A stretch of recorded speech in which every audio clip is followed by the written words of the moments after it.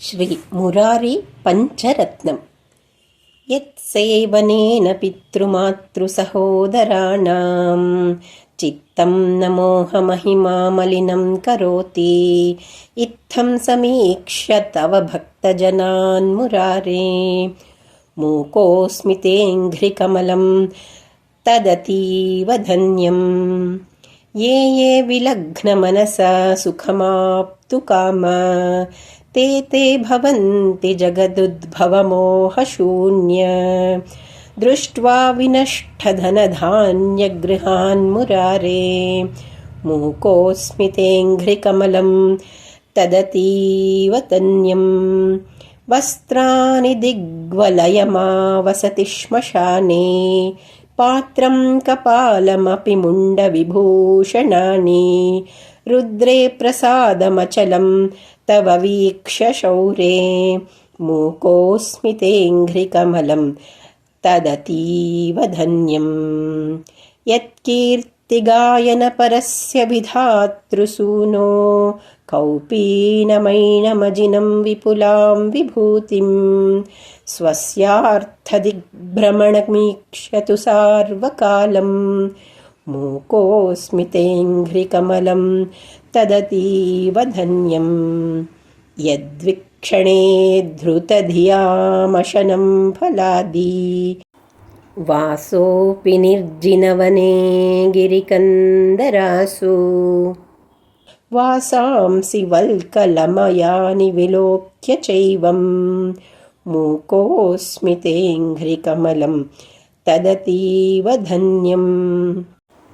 स्तोत्रं पादाम्बुजस्यै तच्छ्रीशस्य विजितेन्द्रिय, पठित्वा तत्पदं याति श्लोकार्थज्ञस्तु यो नर।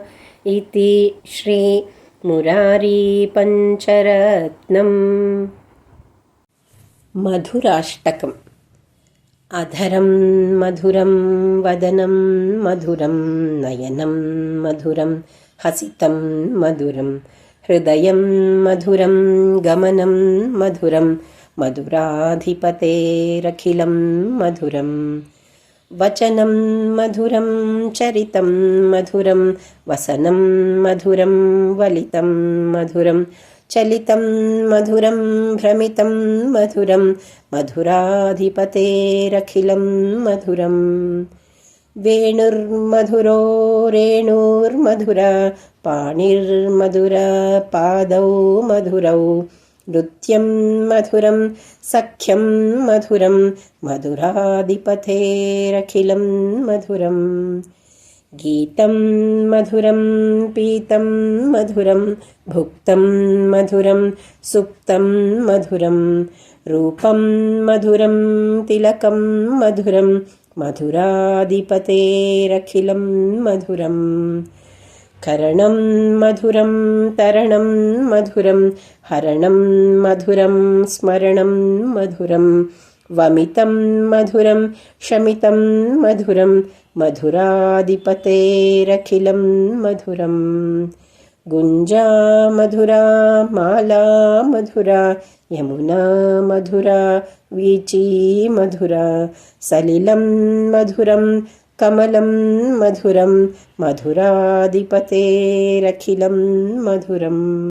गोपी मधुरा लीला मधुरा, युक्तं मधुरं मुक्तं मधुरं। दृष्टं मधुरं शिष्टं मधुरं मधुराधिपतेरखिलं मधुरं। गोपा मधुरा गावो मधुरा, यष्टिर्मधुरा सृष्टिर्मधुरा। दलितं मधुरं फलितं मधुरं मधुराधिपतेरखिलं मधुरम्।